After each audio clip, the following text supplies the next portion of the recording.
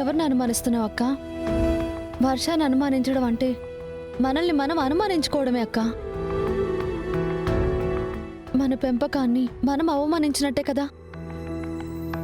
మన చెల్లెలక్క అది. అందరి ముందు ఆ విధంగా మాట్లాడావే, దాని మనసు నీకు తెలీదా? అది తప్పు చేస్తుందని నువ్వెలా అనుకున్నావక్క?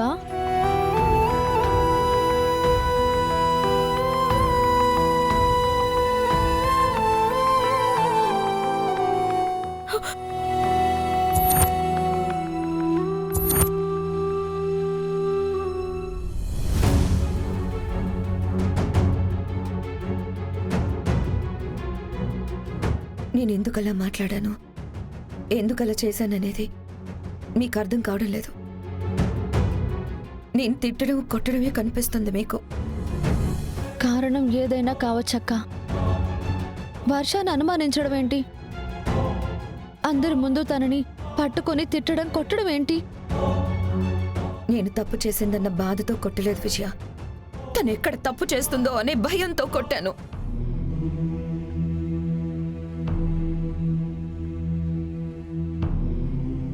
పెళ్లి చేసుకోవాల్సిన వ్యక్తి చనిపోయిన తర్వాత కూడా ఆస్తి అంతస్తు చూసి ఆయన్ని పెళ్లి చేసుకున్నానని అందరూ అనుకుంటున్నారు. ఈ ఆస్తి అంతస్తు కోసమే అక్క నడిచిన దారిలోనే చెల్లెలు నడిచిందని నిన్ను నలుగురు నాలుగు రకాలుగా మాట్లాడుతున్నారు. అలాగే రేపు ఇది కూడా ఆ మాటలు ఎక్కడ పడాల్సి వస్తుందో, ఎక్కడ నలుగురిలో తలదించుకోవాల్సి వస్తుందో అనే భయంతోనే దాన్ని కొట్టాను. నా చెల్లెలు తప్పు చేయదని నాకు తెలుసు, కానీ ఎక్కడో భయం, ఏదో అనుమానం, అంతేకాని ఎప్పుడైనా ఏ విషయంలోనైనా నేను నిన్ను కొట్టానా వర్ష?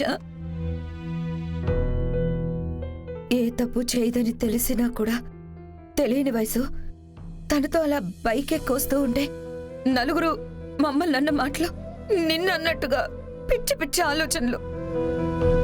అందుకే నేనేం చేస్తున్నానో కూడా నాకే తెలియకుండా దాని మీద చేయి చేసుకున్నాను.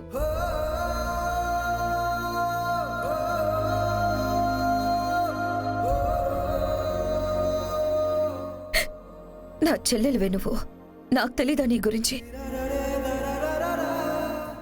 ఇదే మన ఇంట్లో ఉండుంటే ఎవర్రా నా చెల్లిననేదని నేను మాట్లాడేదాన్ని. కానీ ఇప్పుడు మనం పుట్టింట్లో లేము, అత్తింట్లో ఉన్నాము. ఇక్కడ నాకు జరగాల్సిన అవమానాలు నాకు జరిగాయి, దానికి జరగాల్సిన అవమానాలు దానికి జరిగాయి. రేపు అవమానాలు నీకు రాకూడదు. నిన్ను ఎవ్వరూ ఒక్క మాట కూడా అనకూడదు. అందుకే ఏం చేస్తున్నానో తెలియని ఆవేశంలో నిన్ను తిట్టేశాను, కొట్టేశాను. నీ భయానికి అర్థం ఉందక్క, కానీ నువ్వు భయపడేంత తప్పు ఎప్పటికీ చేయదు. చెయ్యదు అనే నమ్మకం కంటే చేస్తుందేమో అనే భయమే ఎక్కువగా ఉంది నాకు. నువ్వు ఇంటి కోడలు అవుతావని నువ్వు అనుకున్నావా? కోడలు కావడానికి నువ్వేమైనా ప్రయత్నించావా? లేదుగా. నీ ఇష్టం లేకుండా, కనీసం నీతో ఒక్క మాటైనా చెప్పకుండా నీ మెడలో తాళి కట్టేశాడు. కానీ దాని గురించి ఎవరూ మాట్లాడుకోరు.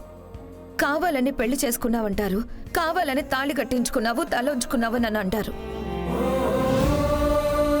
అదేవి అంటే ఆస్తి కోసం అంటారు. ఆస్తి కాసపడేలా పెంచాడా అన్నయ్య మనల్ని? ఏ ఆస్తి లేకుండా బ్రతకలేదా మనం?